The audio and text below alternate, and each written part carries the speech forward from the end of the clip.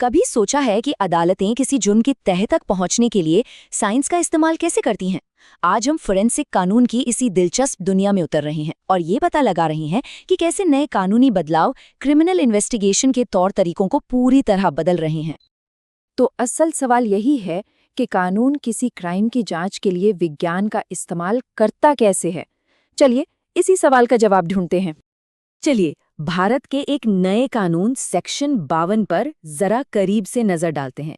ये कानून कुछ बेहद संगीन आपराधिक मामलों में साइंस की भूमिका को एक तरह से नए सिरे से लिख रहा है।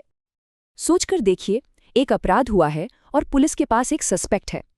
पहले क्या था, मेडिकल जांच शायद एक ऑप्शन होता था, लेकिन अब सेक्शन 52 के आने से ये एक कानूनी जरूरत बन गई है। ये चीज सबूत इकट्ठा करने के पूरे खेल को ही बदल रही है। तो ये मेडिकल जांच की प्रक्रिया असल में काम कैसे करती है? चलिए इसे एक एक करके स्टेप बाय स्टेप समझते हैं। देखिए, सेक्शन 52 के तहत किसी भी मेडिकल जांच को कानूनी मानने के लिए 4 शर्तें पूरी होनी जरूरी हैं। 1. गिरफ्तारी हो चुकी हो। 2. जांच से सबूत मिलने की कोई ठोस वजह हो। 3. पुलिस की तरफ से रिक्वेस्ट की जाए। और 4. ये जांच एक रजिस्टर्ड डॉक्टर ही करे। और हाँ, ये जांच कोई भी डॉक्टर नहीं कर सकता। कानून इस बारे में बिल्कुल साफ है, ये एक रजिस्टर्ड मेडिकल प्रैक्टिशनर ही होना चाहिए। ऐसा इसलिए ताकि ये पक्का हो सके कि जांच के जो ऊंचे स्टैंडर्ड्स हैं उनका पालन किया जा रहा है। लेकिन क्या होगा अगर कोई सरकारी डॉक्टर मौजूद न हो? कानून में इसका भी समाधान है। पुलिस 16 किलोमीटर के दायरे में किसी दूसरे रजिस्टर्ड डॉक्टर को ढूंढ सकती है।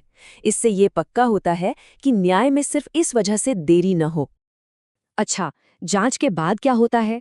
सब कुछ एक रिपोर्ट में दर्ज किया जाता है और ये एक ऐसा अहम दस्तावेज है जो किसी भी केस को बना या बिगाड़ सकता है। और ये कोई मामूली रिपोर्ट नहीं होती। कानून एक पूरी डिटेल्ड चेकलिस्ट देता है ताकि कोई भी जानकारी छूट ना जाए। आरोपी के नाम और उम्र से लेकर डीएनए प्रोफाइलिंग के लिए इकट्ठे किए गए सैंपल तक सब कुछ इसमें शामिल होता है। और बात सिर्फ फैक्ट्स की नहीं है।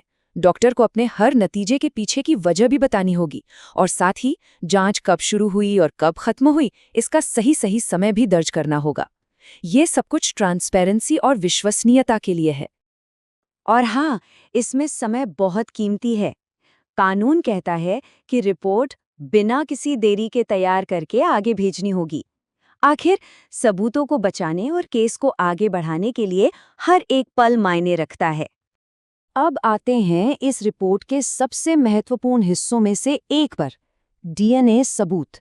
इसने मॉडर्न फोरेंसिक्स में सच में क्रांति ला दी है और अक्सर किसी मामले को सुलझाने की चाबी इसी में होती है। मतलब डीएनए को कानून का हिस्सा बनाकर इसे एक ऑप्शनल टूल से एक जरूरी चीज बना दिया गया है। ये इन्वेस्टिगेशन करने के तरीके में एक बहुत बड़ा बदलाव है। जैसा कि एक ऐतिहासिक मामले में कहा गया था, डीएनए अदालत को अपराधियों की पहचान के बारे में असली जानकारी देता है। ये बात साइंस और न्याय के बीच के शक्तिशाली रिश्ते को दिखाती है। तो इस नए कानून का अदालतों पर क्या असर पड़ रहा है? चलिए अब ये पता करते हैं। एक अहम मामले में कोर्ट ने डीएनए टेस्ट न कराने के लिए प्रोसिक्यूशन की खींचाई की थी। संदेश बिल्कुल साफ था, आपके पास जो साइंटिफिक सबूत मौजूद हैं उन्हें नज़रअंदाज करना अब कोई ऑप्शन नहीं है।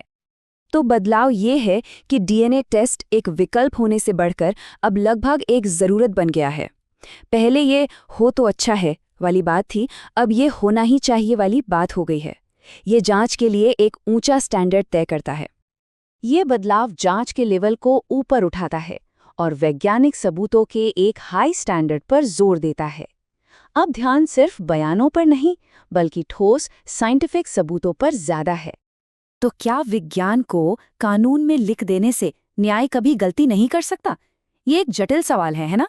और साइंस और न्याय की इस जुगलबंदी पर हमें लगातार सोचते रहना होगा।